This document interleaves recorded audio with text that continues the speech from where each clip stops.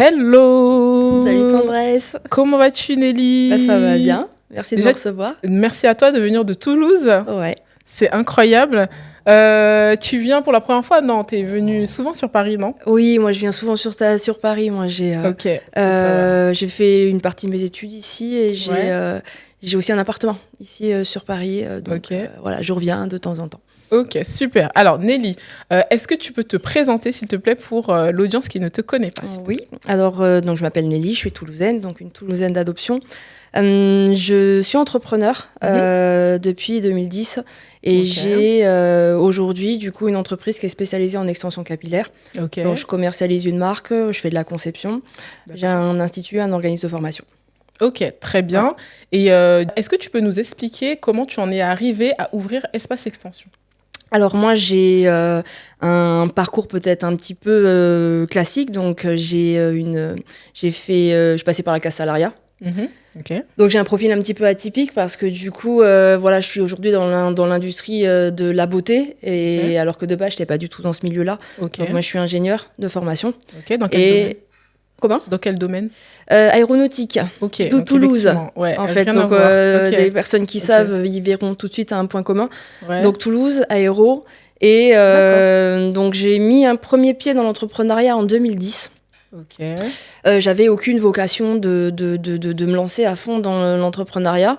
Et c'est en 2016 que j'ai eu un licenciement brutal. Du jour au lendemain, j'ai perdu mon job et je me suis mis à fond dans le domaine de l'entrepreneuriat. Ok, et qu'est-ce qui s'est passé du coup? Ça a été une claque, clairement. Mais du jour au lendemain, j'avais quitté l'entreprise. Ok, alors on t'a viré, c'est ça? Ouais. Pour quelle raison? Alors on ne saura jamais le pourquoi du comment. Ok.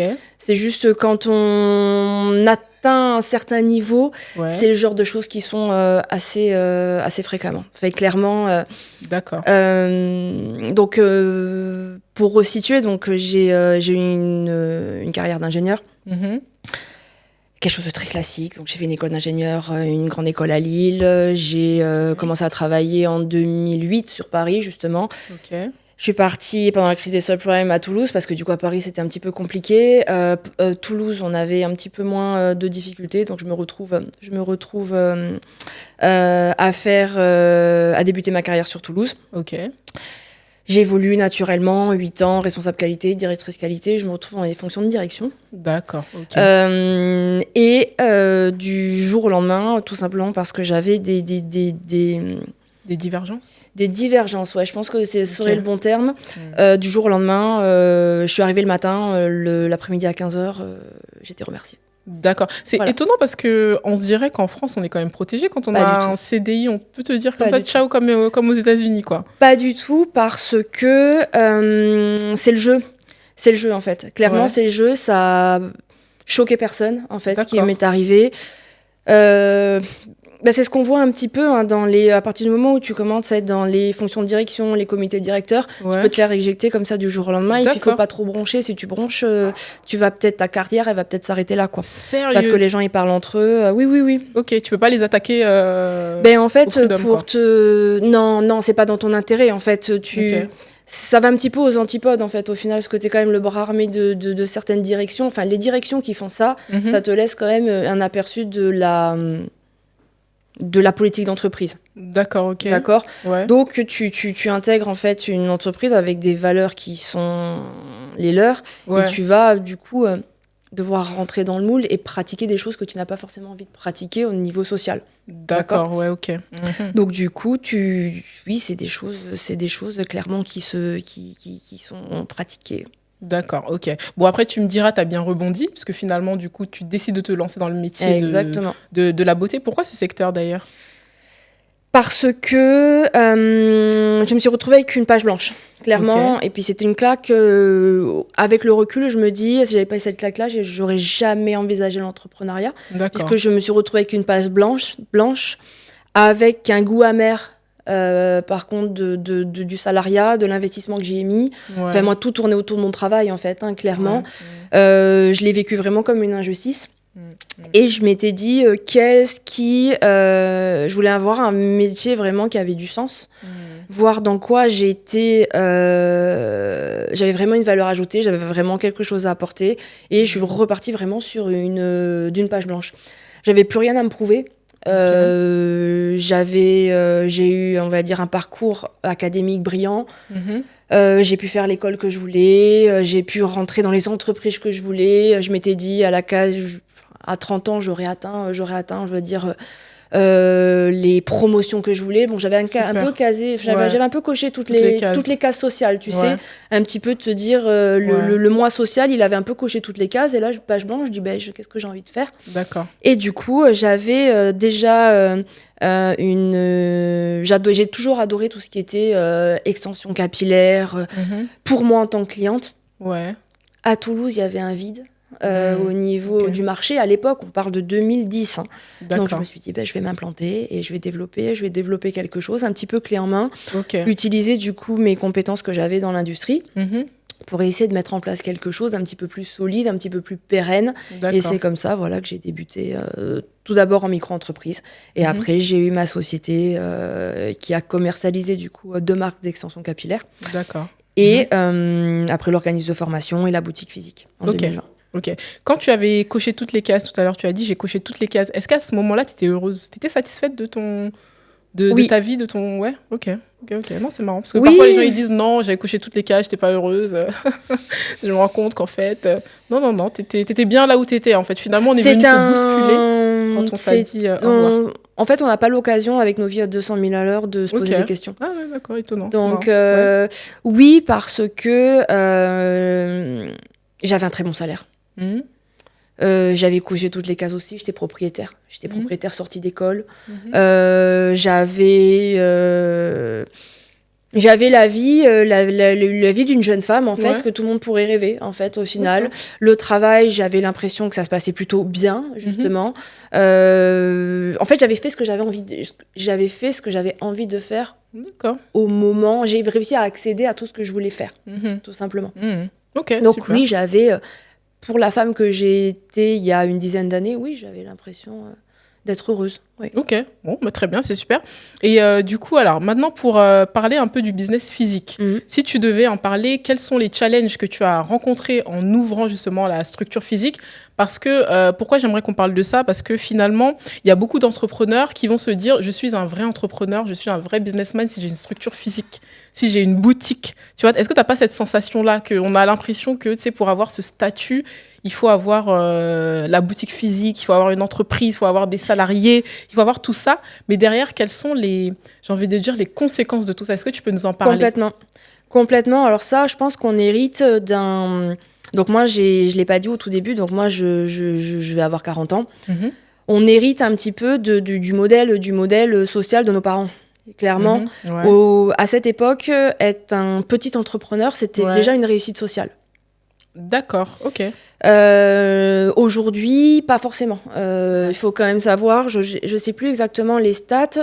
Ça m'avait un petit peu justement choquée parce qu'on était au-delà de 50%. Je crois qu'il y a 65%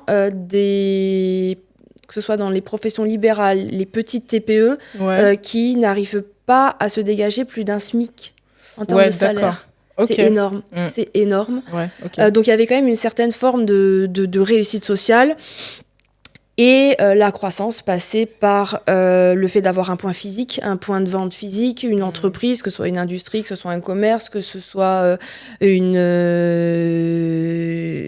bureaux. Voilà, ça passait vraiment par quelque chose de vraiment physique, vraiment palpable. Et ensuite, la croissance organique, c'est-à-dire d'avoir des employés, plus de chiffre d'affaires, égale plus de rentabilité. Après, c'est un modèle économique qui marchait peut-être très bien il y a 10-15 ans.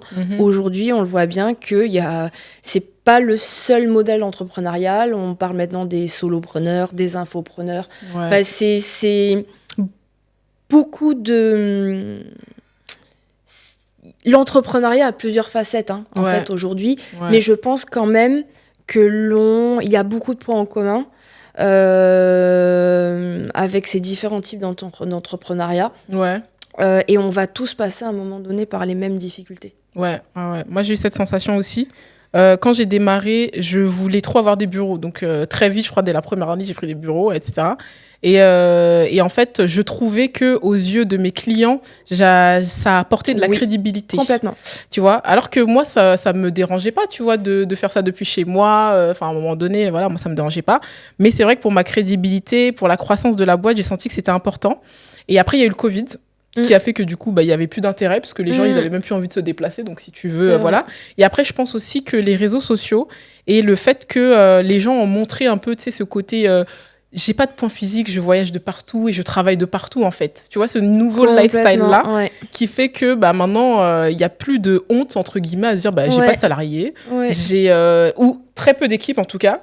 Souvent que des indépendants pour éviter de se faire assassiner par l'URSSAF.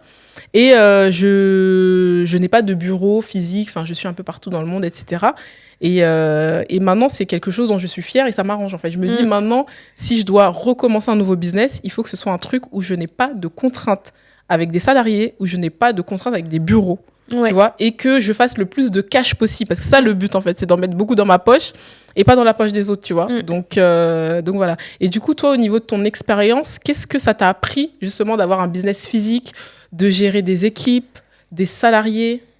Alors, déjà, moi, quand j'ai commencé, c'était exactement ça. C'était pour qu'une entreprise marche, il faut structurer. Donc, très vite, il faut structurer, il faut recruter.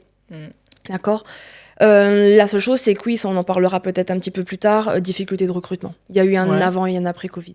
C'est-à-dire on va se dire des vérités. Aujourd'hui, les gens, ils n'ont plus envie de bosser. Ouais. Ah ouais. Les gens... Ah oui Tu parles français direct. Non, mais faut vraiment dire ce qui est. Sérieux ? Tu trouves que c'est le Covid qui a fait que les gens, ils ont plus envie de bosser? Alors, je peux pas dire c'est le Covid.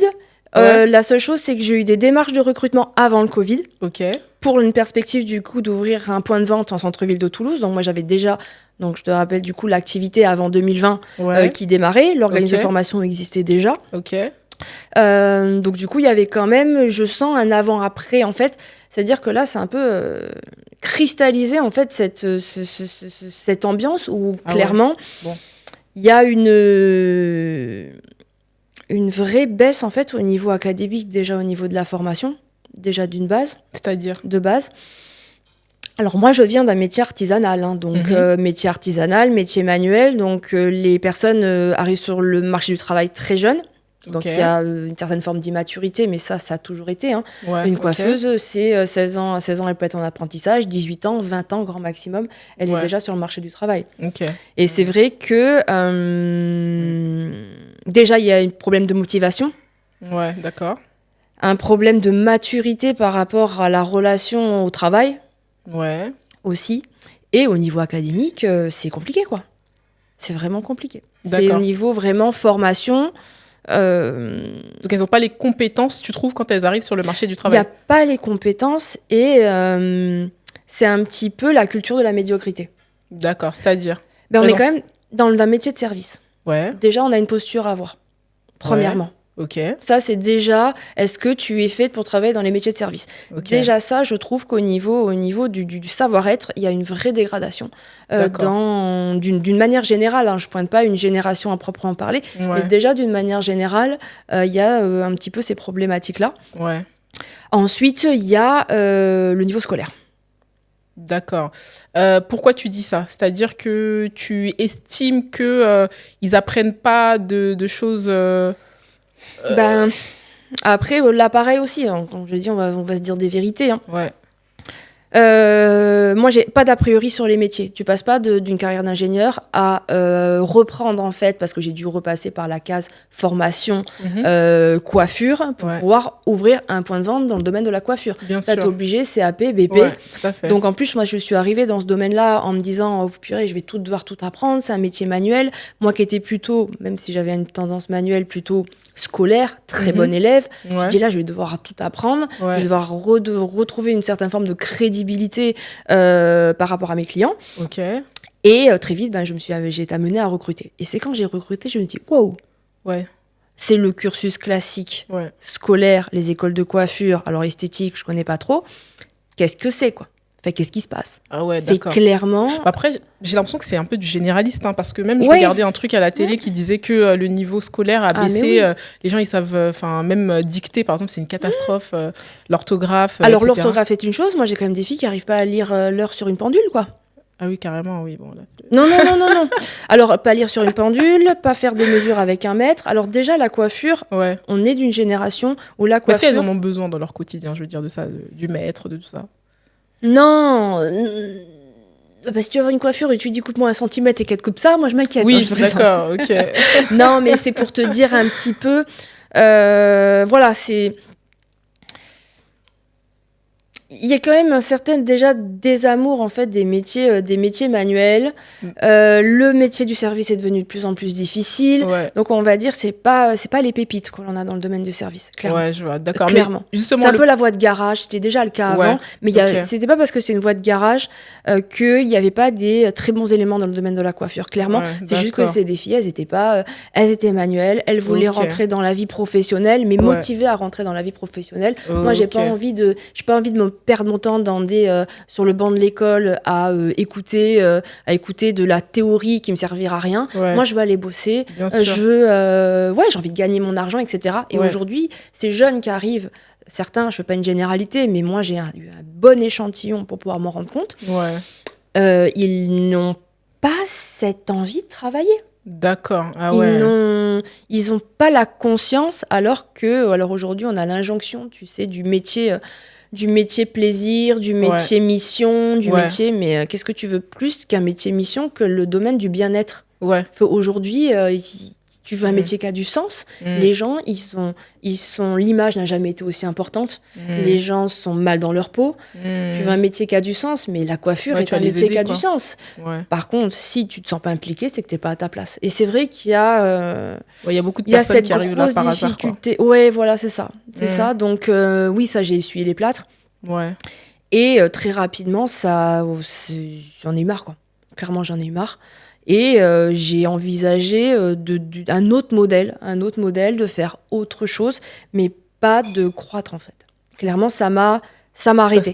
Ça m'a stoppé. Okay. Ça m'a stoppé. Alors, attends, avant d'aller plus loin sur ce côté-là, est-ce que, justement, tu penses pas, peut-être, que ces métiers de service manuel-là attirent de moins en moins les jeunes à cause du fait que la rémunération, elle n'est pas toujours adaptée par rapport aux difficultés du travail. Et aussi, peut-être en deuxième option, le côté, tu sais, avec les réseaux sociaux, etc., tout le monde commence à avoir envie d'entreprendre, tout le monde commence à avoir envie, tu sais, peut-être, je sais pas, je dirais de devenir influenceur, tu vois, d'aller sur des métiers beaucoup plus simples. Et c'est vrai que se dire, je vais aller dans une voie assez contraignante, peut-être que les meilleurs éléments, comme tu le dis, ils se disent, non, je vais peut-être... Je pense que la culture du mérite, elle n'existe... Alors, il y a une partie de la population, oui. Et une autre partie, pas du tout.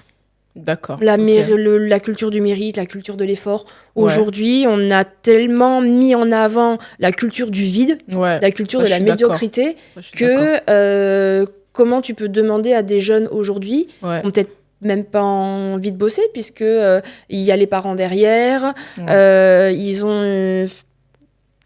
même socialement parlant, en fait, tout est à portée de main, en fait, au final. Toute leur vie repose dans un carré comme ça, quoi. C'est le téléphone portable. Leur dire que c'est maintenant, en fait, que tu dois faire les efforts pour la femme que tu seras à 30 ans, la femme que tu seras à 40 ans, parce qu'il y a des vrais tournants. À 30 ans, il y a des tournants. À 40 ans, il y a des tournants. Je parle pas familial, parce que moi, j'ai pas d'enfant, mais il y a vraiment des tournants où tu apprends de plus en plus à te connaître. Et je trouve que cette jeunesse qui a 25 ans est encore un petit peu perdue.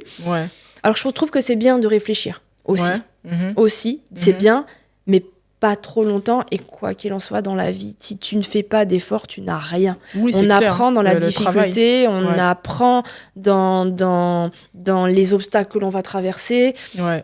Il y a que... Alors, je dis pas qu'il faut avoir une vie... La vie entrepreneuriale doit être une vie de labeur, que la vie, le travail doit être une labeur.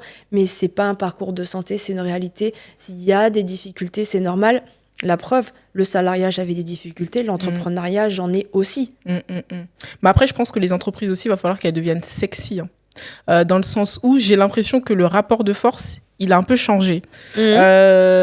Aujourd'hui, par exemple, t'en as, ils se disent, s'il n'y a pas de télétravail, moi, j'y vais pas, tu vois, je vais pas postuler, tu vois. Donc, je sens qu'il y a quand même un petit truc qui va changer. Et si en plus, parce que moi, je regarde aussi ma sœur ou mon frère, etc. Et quand je regarde, par exemple, les personnes qui vont suivre, c'est des personnes, tu prends ton téléphone, tu mets ta caméra toute la journée et tu gagnes beaucoup plus qu'un avocat, un médecin, qu'un chirurgien, tu vois.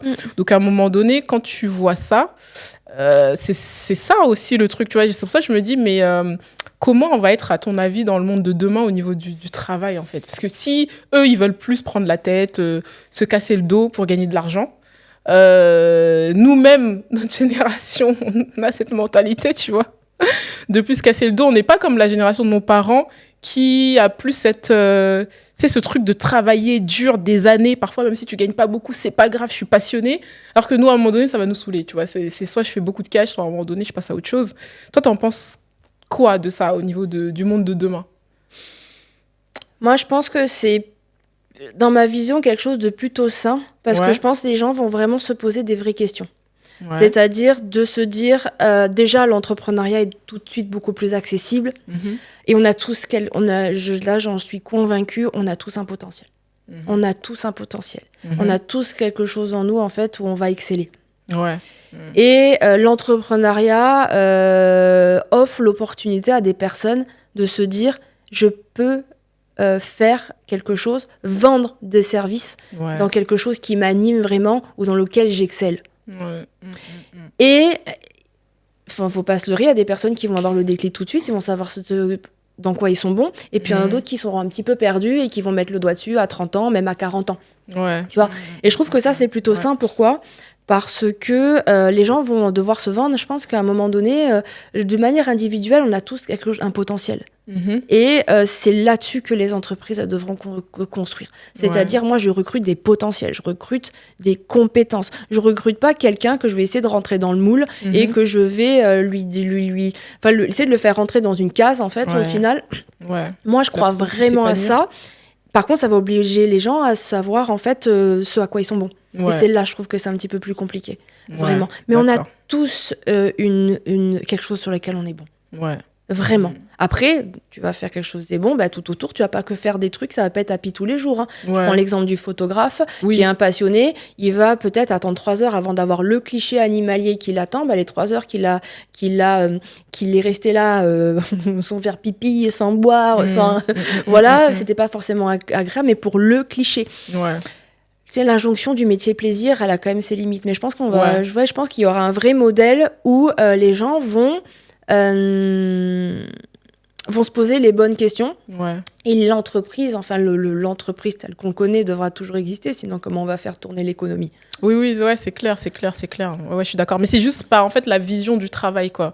Moi, je me dis, à un moment donné, pour moi, le salariat, c'est terminé. Le salariat, ça peut pas durer. Tu penses ? Ça peut pas durer. Le salariat, et en plus, le salariat tel qu'il existe aujourd'hui, est-ce que les gens en ont encore vraiment besoin ? C'est-à-dire, tu penses que les gens... C'est-à-dire, s'il n'y a pas de salarié, alors c'est quoi ? Ça sera du freelancing, principalement ? Mais les gens seront obligés. Il y aura, en fait, si on libéralise le travail. On libéralise le travail. C'est la loi de la... Je dis pas qu'il faut casser le système social. Il y a des personnes qui ne peuvent pas travailler. Le système social, il est là pour ça. Les personnes handicapées, les retraités. Il est là, en fait, le système, vraiment pour ces gens-là. Mais par contre, les gens vont être obligés. Mais c'est comme la concurrence, nous, en tant qu'entrepreneurs. Si tu as quelqu'un qui fait un travail meilleur que nous, on se dit, il faut qu'on apporte, qu'on copie pas. On fait quelque chose, en fait, on lui marche pas dessus, mais on passe devant ou on passe au-dessus pour proposer quelque chose de meilleur. Et clairement, moi, je pense qu'il y aura... ça va obliger les gens à être excellents. Il y aura une vraie compétition et c'est le développement, c'est ça en fait, c'est d'être toujours de l'innovation. On va innover sur nous-mêmes, on va miser sur soi-même, on va innover sur nous-mêmes. Et moi j'y crois vraiment. Et de toute manière, l'entrepreneur, il a ça toujours en tête. Ouais, c'est vrai. Et du coup, donc, pour revenir à ce que tu disais, donc tu te rends compte que c'est vraiment compliqué dans ton domaine parce que voie de garage, ça attire un petit peu tout et n'importe qui.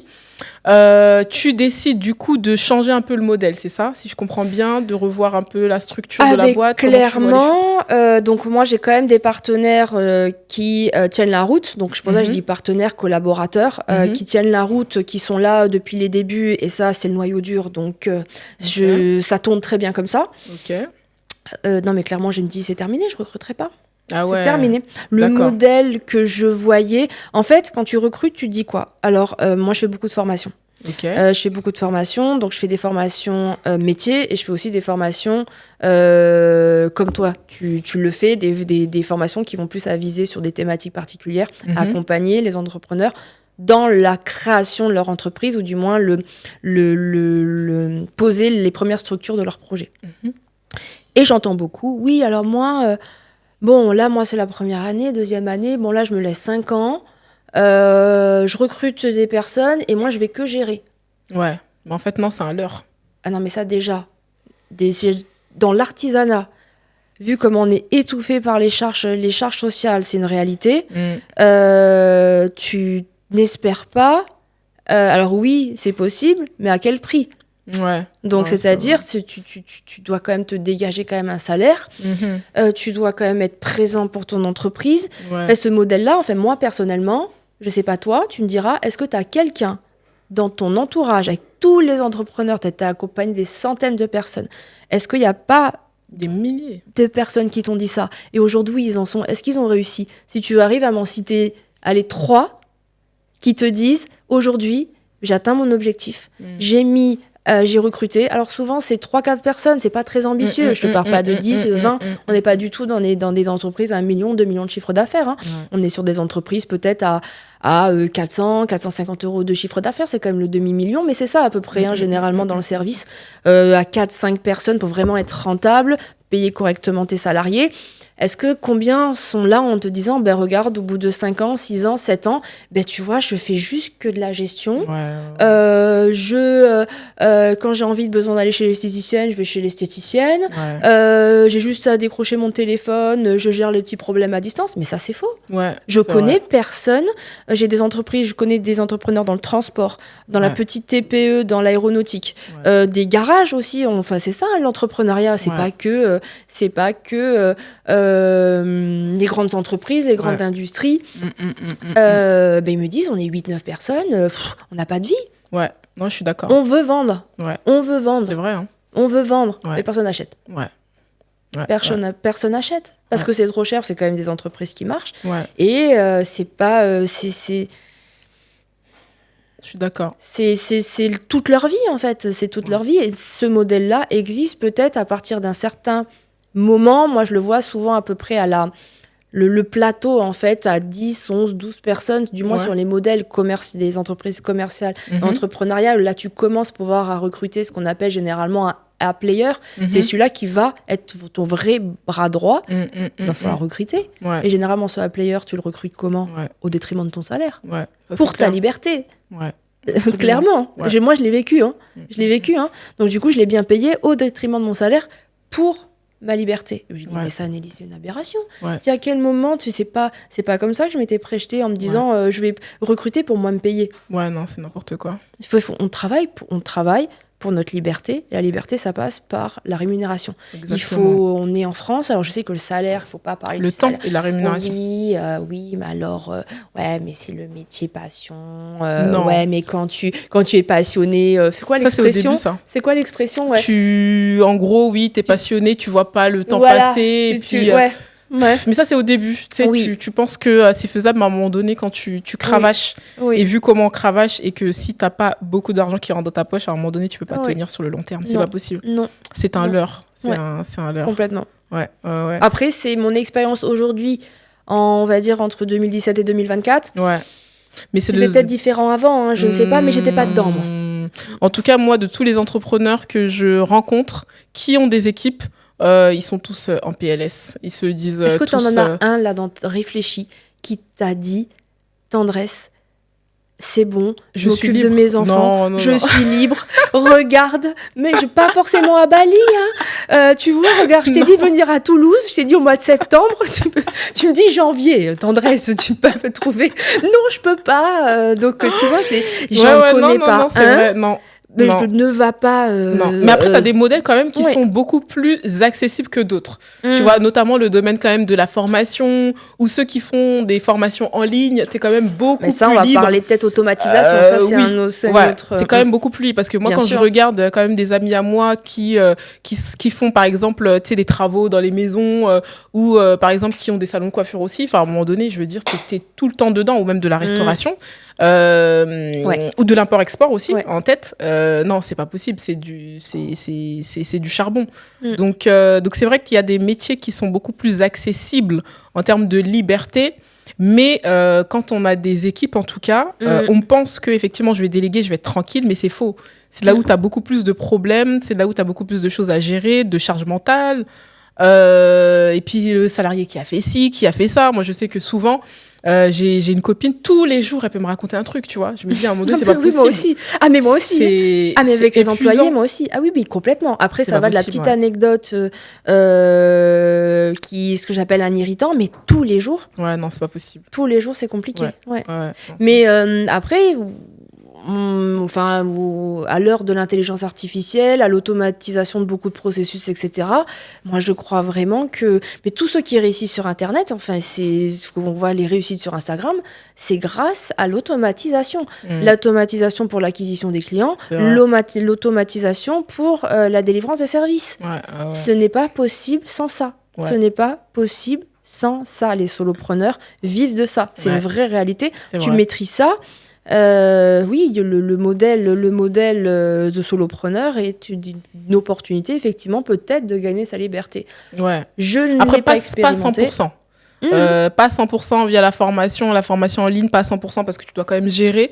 Je pense que ça aussi, c'est un leurre de dire, t'inquiète, tu vas être tranquille, etc. Parce que tu dois quand même faire tes vidéos, les poster, les montages et ceci et cela. Alors effectivement, tu vas peut-être déléguer plein de trucs, mais en même temps, l'objectif, c'est pas de tout déléguer non plus. Parce que comme tu l'as dit, à un moment donné, il n'y a plus rien qui rentre dans ta poche si tu fais rien du tout. Mais rien que les éléments de base, genre ton branding, ton marketing, tout ça, c'est des choses que tu dois faire toi-même. Ton contenu, la façon dont tu écris, ta patte, etc. C'est des choses que tu peux pas déléguer, c'est du boulot, quoi, on s'en rend pas compte. Donc je pense pas qu'il y ait un modèle où tu es 100% libre, mais en tout cas, c'est clair que si on compare à d'autres activités, c'est le jour et la nuit. Mais il y a quand même une balance où, justement, je vais rebondir là-dessus.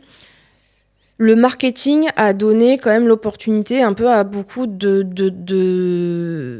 personnes de construire leur offre sur du vide.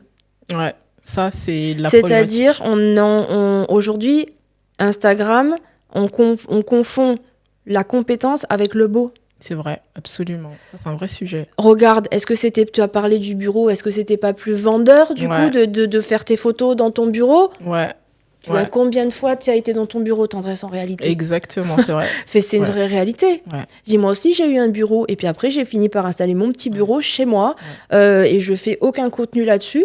Parce qu'en fait, je me suis dit, mais je vends une image qui rassure. Instagram, je vends une image qui rassure. Et à côté, les gens se sentent rassurés, ça leur projette en fait une image du professionnalisme, et du coup, n'importe qui se revendique. Mais moi, j'ai jamais vu le terme consultant aussi souvent que sur Instagram. Hein. Coach, non, consultant. C'est ça que coach. Moi, j'ai été consultante. Okay. Mais bon, toi, tu as un cursus aussi. T'es passé par le Bac+5. Enfin, moi, je suis passée vraiment par le consulting. Mais le consulting physique, il n'y avait pas Instagram à cette époque-là, donc.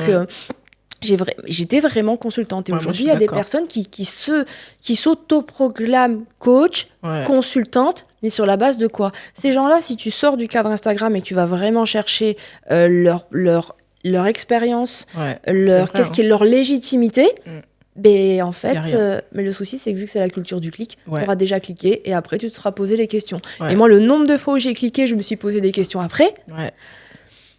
Tu sais, ça me fait penser à quelqu'un, j'ai écouté le podcast, tu vois, je vais pas citer, enfin bon, bref. Et en fait, je comprends, c'est une personne qui aide d'autres entrepreneurs sur le market, la com, donc tu vas te dire, bon, la personne a peut-être fait un cursus dans ce domaine-là. Et en fait, en écoutant son parcours, je découvre que non seulement c'était une personne qui était 0, 0, 0 à l'école. Alors, on va me dire, oui, mais l'école, ça veut rien dire, etc., etc. Ok, il n'y a pas de souci. Mais dans ce cas-là, tu as peut-être lancé une boîte avant, tu l'as développée, tu en as fait quelque chose et tu as appris sur le terrain. Mais j'écoute dans le podcast qu'en fait, non. C'est son premier business. En fait, le business d'accompagnement des entrepreneurs, c'est le premier business qu'il a lancé qui a fonctionné. Et c'est finalement sur rien du tout, tu sais, qu'il a appris son truc, quoi. Il a fait, et moi, ça m'a choquée. Je me suis dit, donc, en fait, il suffit juste de vendre que je gagne de l'argent, regarde la voiture dans laquelle je suis, regarde le niveau de vie que j'ai, etc. Pour, en fait, vendre ton produit. Alors qu'en fait, compétences marketing comme t'as rien du tout. T'avais vite fait une petite expérience entrepreneuriale, mais elle n'était pas très significative. Tu vois, je vais pas te donner trop de détails, sinon on va deviner qui c'est. Et à un moment donné, je me dis, mais c'est pas possible, tu vois, et t'arrives à avoir des clients à brasser comme ça sur du vent. Mais la compétence, c'est quoi ? Enfin, la compétence, c'est quoi la définition de la compétence ? De base, c'est une formation initiale et de l'expérience. Et de l'expérience, on est d'accord. Donc, d'accord. Ouais. Après, effectivement, on a la France, on a un petit peu le trait formation, etc. Donc, tant mieux qu'on en sorte un peu, mais il y a quand même l'expérience. Il y a quand même une petite base à avoir. Ne serait-ce que la formation et que l'expérience, tu peux pas te vendre comme expert. Les gens, ils sont experts dans tout. Ouais. Ils sont experts dans tout. Ouais. Experts, mais experts. Je dis, même moi, j'aurais pas eu l'audace de me citer en tant qu'expert, alors même dans ma vie d'avant, jamais je me serais autoproclamée experte, tu vois. Mais aujourd'hui, ça se fait à tout va, à renfort de belles images sur Instagram, et c'est un peu bullshit. Mais le marché est saturé, hein, les gens maintenant ils sont en caisse de saturité. Ouais, ils cherchent plus de l'authenticité. Moi, je suis d'accord avec ça. Oui, c'est le saturé. truc un peu tout beau, tout rose et tout, ça saoule tout le monde. Hein. Les gens, ils ont besoin de quelque chose de vrai, d'authentique, et qui les ressemble aussi, parce que je pense que s'ils sont face à leur réalité du quotidien, et ils voient bien que... Après, je sais pas si ça peut créer de la frustration et de l'aigreur, parce que tu sais, tu vois une personne qui... tout est beau, tout est rose, en fait, et toi, tu regardes ton quotidien et tu te rends compte, moi, j'ai pas cette réalité-là, et pourtant, je me bagarre au quotidien, pourquoi j'ai pas cette réalité-là ? Et peut-être que c'est pour ça aussi, je pense que tout ce qui est un peu où les gens, tu sais, ils disent la vérité, ils disent du vrai, ils disent que tu vis, et ça, je trouve que ça marche beaucoup plus que quelqu'un qui parce que ça va finir par se démarquer là aujourd'hui. Je te dis, c'est lisse, hein, tous les discours sont les mêmes. Instagram, tu n'arrives pas à accrocher. Je n'arrive plus à accrocher. Moi, je pense qu'Instagram, c'est vraiment saturé. C'est vraiment saturé. À une époque, j'avais pas mal... J'étais très critique sur LinkedIn parce que je trouvais aussi que c'était un petit peu... tu sais... tu vois, la surenchère de moi, je, mais purement sur ton toit social, ton toit au travail, en fait, alors que tu peux être plein de choses. Après, c'est un réseau social professionnel. Moi, j'y crois beaucoup à LinkedIn. J'y crois beaucoup parce qu'en fait, au final, tu peux pas mentir sur un CV. Hein. Tu peux pas mentir. Là, c'est le réseau vraiment professionnel. Et je trouve que les choses vont se recroiser certainement entre Instagram et LinkedIn pour éviter de se faire avoir. Et contrairement à ce que l'on peut penser, les personnes qui ont pu se faire avoir dans le business, alors on se dit, ouais, mais tu sais tout sur Internet. C'est pas si facile que ça. Ouais, non, c'est vrai. C'est pas si facile que ça. Non. C'est une fois que tu t'es fait avoir que tu vas chercher l'information et que tu te dis, ah ouais, purée. En fait, j'ai pas creusé. Ils sont tellement bien étoffés. Tu te crées du contenu pour noyer le négatif. Et là, tu fais, ah ouais, mais quand tu creuses bien, cette personne à tel moment, regarde ce client-là, etc. Et tu te fais, waouh, c'est vrai. Je me suis fait avoir. Mais en fait, au final, on a l'impression d'avoir cette accessibilité à l'information pour pas se faire avoir, mais en fait, on se fait avoir par précipitation. Donc toi, tu penses qu'effectivement, il faut creuser, quoi. Ne pas faire confiance tout de suite. Ça, c'est un peu mon défaut à moi. J'ai tendance à faire confiance très facilement. Mais parce que tu fonctionnes à l'intuition. Et après, non, parce que moi, en fait, je pars du principe que je suis comme ça, donc les gens, ils ont les mêmes valeurs que moi. En fait, je me suis rendu compte avec la vie et l'expérience que les gens n'ont pas les mêmes valeurs que moi, pas la même éducation, pas le même respect ou la dignité ou ce que tu veux. Et en fait, tu te rends compte qu'il y en a, ils sont sans foi ni loi, sans pitié. Tu pourrais même pas envisager tout le négatif que peuvent porter les gens en eux. Donc, tu peux même pas envisager ça. Non. Donc, et surtout dans le monde professionnel. Entre professionnels, t'as qu'une parole, entre guillemets, et tu dois pas te poser 10 000 questions, sinon tu passes pas à l'action si tu te poses 10 000 questions. Mais aujourd'hui, t'es obligé de rétro-pédaler un petit peu et commencer à te dire, je vais peut-être prendre le temps de réfléchir un petit peu, je vais prendre un petit peu plus de précautions. C'est ça, exactement. Et fouiller un petit peu, parce que sinon, effectivement, tu te fais avoir, quoi. Tu te fais escroquer, tout simplement, on peut dire le mot. Ok, donc est-ce que tu peux nous partager quelques expériences, quelques leçons que tu as apprises depuis toutes ces années dans le business? Est-ce que tu en aurais en tête, là, quelques-unes Alors déjà, on a compris au niveau équipe, c'est compliqué. Toi, vraiment, tu veux te détacher de tout ça. C'est pas évident, etc., etc. Ok. Est-ce que tu as d'autres leçons? Alors oui, tu as dit une autre leçon là tout de suite. C'est le fait de creuser, ne pas faire confiance à tout le monde, prendre le temps de chercher l'information. Est-ce que tu en aurais d'autres que tu as vécu, qui t'ont marqué? Dans la continuité, parce que après j'ai eu différentes leçons dans mon parcours en fait entrepreneurial, d'accord. Comme j'ai dit, on va traverser un petit peu tous les mêmes challenges, les mêmes obstacles. Le fait de s'entourer de personnes qui incarnent les mêmes valeurs, c'est le plus important. Que ce soit les employés, que ce soit l'entourage personnel, privé. Les collaborateurs, etc. Il faut vraiment que ces personnes incarnent les mêmes valeurs. Et c'est là, en fait, où il y aura vraiment une synergie, il y aura un alignement des planètes, que les choses vont bien se passer. J'y crois énormément, de créer vraiment un écosystème qui va permettre, du coup, d'attirer ce type de clients, ce type de prospects, ce type d'amis. Et moi, j'y crois vraiment. Après, c'est quelque chose qui s'est fait avec le temps et les années, en fait. Je me suis rendu compte qu'il faut vraiment... pour moi, c'est pas très pratico-pratique que je te dis. C'est plutôt, on va dire, philosophique, spirituel. Tu l'appelleras comme tu veux. Mais en tout cas, moi, je crois vraiment que... il faut s'autoriser à dire non, déjà, premièrement. S'autoriser à dire non. Parce que sous couvert du professionnalisme, sous couvert de la bien-pensance, sous couvert des codes sociaux, on s'oublie. Par exemple, un client toxique. Un client toxique. Ou quelqu'un avec qui tu as l'habitude de travailler, à un moment donné, ça va plus. Donc en fait, tu te retrouves alors que tu te dis je suis entrepreneur, j'ai gagné ma liberté, etc. Et là, tu es encore en train de te remettre un carcan, des limites, et tu t'oublies. Et c'est vrai que c'est souvent au contact d'autres personnes, et je trouve que c'est une leçon de vie, mais parce que l'entrepreneuriat, c'est une histoire de vie, en fait. C'est pas un métier, l'entrepreneuriat. Tu vis entrepreneuriat. Tu es entrepreneur. C'est pas un métier, être entrepreneur, en fait. C'est soit t'es entrepreneur, soit t'es pas entrepreneur. Et c'est vrai que c'est la meilleure école d'entrepreneuriat au niveau de la vie. Tout ce que je sais d'un point de vue humain aujourd'hui, c'est grâce à l'entrepreneuriat. C'est vrai, ça apprend beaucoup. C'est pas dans mon ça environnement personnel un petit peu, mais t'as pas tous ces contacts. Tu vas pas... À sortir aussi facilement de ta zone de confort, aller à la rencontre en fait de gens. Tu vas rencontrer des gens exceptionnels, tu vas rencontrer des gens toxiques. C'est vrai. Tu vas faire face à la pire misère du monde en fait. Mais c'est pas possible. Se comporter comme ça. Exactement. Et ça, il y a que l'entrepreneuriat qui te permet de faire ça, parce que le salariat, tu vas avoir ta petite équipe. Tu sais, et puis tous les matins tu revois les mêmes personnes. Alors ça change de temps en temps. Maintenant ça bouge effectivement, mais tu vas pas.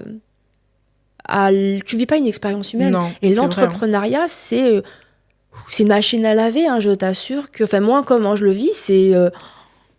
ça te bouleverse. Tu vis 10 vies en une vie. Ah non, mais tu vis 10 vies en une vie. Moi, quand 40 ans, je veux dire, là, on va pas parler de toute ma vie, mais j'ai tellement vécu de choses que dans le monde de salariat, j'aurais jamais fait ça.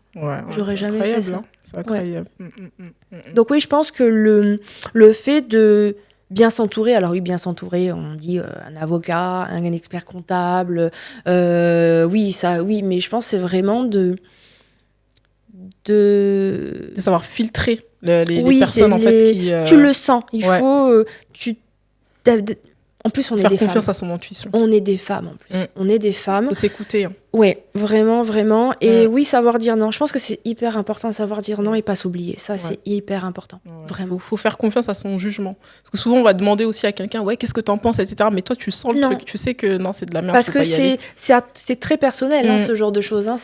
C'est pas, une autre personne ne va pas le vivre de la même manière que toi. Tout à fait, exactement. Et du coup, niveau automatisation, tout à l'heure, on parlait un peu de la liberté, du fait de se sentir esclave, etc., etc. Toi, comment tu apprivoises un peu ton futur pour justement retrouver cette liberté-là ? Moi, je pense que chaque entrepreneur, à un moment donné, doit envisager, et très tôt, les revenus passifs. Ouais. Alors, ça peut passer par l'investissement, différents types d'investissements. Donc, il y en a, ils vont parler de la crypto-monnaie, de l'or, des rentrées au capitaux d'entreprises, l'investissement immobilier aussi, parce que c'est beaucoup plus accessible et souvent un peu plus palpable, et ça fait un petit peu moins peur. Et il y a l'automatisation, effectivement, quand le métier s'y prête bien. Mais il y a beaucoup de choses qu'on peut automatiser. L'automatisation de l'acquisition des clients, l'automatisation de beaucoup de processus dans l'activité. Donc, à un moment donné, et c'est très tôt, en fait, il faut très rapidement poser sa manière de travailler, ses processus, automatiser et diversifier ses revenus. Ok, très bien. Et toi, tu fais quoi, justement, pour aller en ce sens ? Mais moi, aujourd'hui, l'entrepreneuriat tel que je l'envisage aujourd'hui, pour moi, doit redevenir un plaisir. Et les revenus, le chiffre d'affaires sera justement dans les différents biais d'investissement. Donc moi, je suis beaucoup sur l'investissement locatif. Ça, après, c'est propre à moi. Je suis quand même une femme de terrain. J'aime l'économie réelle, tout ce qui va être, on va dire, plutôt spéculatif, etc. C'est pas quelque chose que j'arrive à facilement appréhender, même si je sais qu'il y a vraiment des choses intéressantes et certainement des bons coups de poker à faire. C'est pas mon domaine, donc j'y vais pas. J'ai pas aussi une prétention de viser le million dans 3 ans, comme certaines peuvent le faire, et c'est challengeant. Tant mieux. Moi, je suis pas dans cette perspective-là. Je veux gagner un petit peu en liberté et je veux travailler, retrouver un travail que je vais faire avec plaisir. Et si j'ai envie de travailler, tant mieux. J'ai pas envie de travailler, voilà. Parce que clairement, je me souviens, c'était mon comptable qui m'avait dit ça. Justement, c'était 1 an l'année dernière où j'ai dit c'est bon, j'arrête. Je liquide. Mais on me dit, c'est pas possible, j'ai vu votre mail. Alors, Madame Jacob, j'ai vu votre mail à 1h du mat. Bon, faut juger pour vous appeler ce matin, mais qu'est-ce qui se passe ? J'en ai marre. Et c'était faire des recrutements. Il dit, j'en ai marre. Recruter 9 personnes, il n'y en a pas une qui tient la route. Même si humainement, ça aurait été des personnes très bien, c'est niveau compétences. C'est pas possible. Alors que je suis formatrice, donc du coup, j'ai formé ces personnes, j'ai consacré du temps, j'ai donné beaucoup d'énergie, mais elles n'incarnaient pas mes valeurs. Donc du jour au lendemain, oui, j'étais prête à tout liquider. C'est ouf. C'est incroyable. Mais je pense que d'un autre côté, tous les entrepreneurs, on passe par ça. Parce que j'ai envie de te dire qu'on passe par ça. Non, enfin, parfois même, ça peut être dans la même année, tu le vis 15 fois, le truc. C'est qu'à un moment donné, tu deviens esclave de ton activité. Et en fait, tu perds plaisir même à faire cette activité-là parce qu'il y a tellement de challenges, de choses que tu rencontres, de prises de tête, etc., qu'à un moment donné, tu as juste envie d'avoir un business où, même si effectivement, en termes de chiffres, tu vas pas aller taper les millions, etc., on s'en fout. Tu vas juste taper assez pour vivre bien, très bien. Exactement.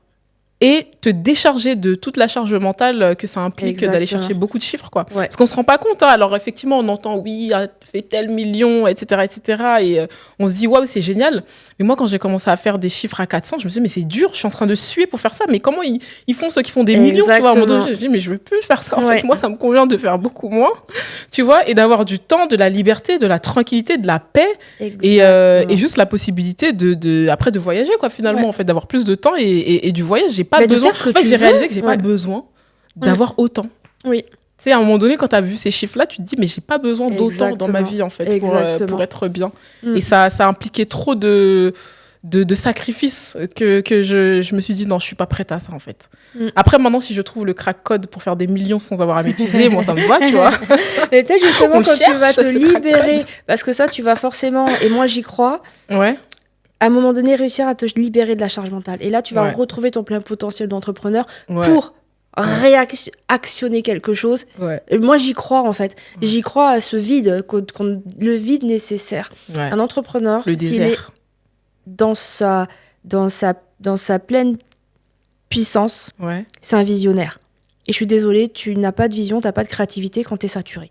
C'est comme les artistes, à un moment donné, il y en a, ils vont pas te sortir d'album pendant 7 ans, et ils vont te sortir une tuerie, et tu vas pas comprendre pourquoi tu n'as pas fait la cash machine à sortir un album tous les ans. Mais il n'y a pas besoin. C'est vrai. Il n'y a pas besoin, en fait, au final. Et l'entrepreneuriat, c'est sa zone de génie, c'est ça le terme.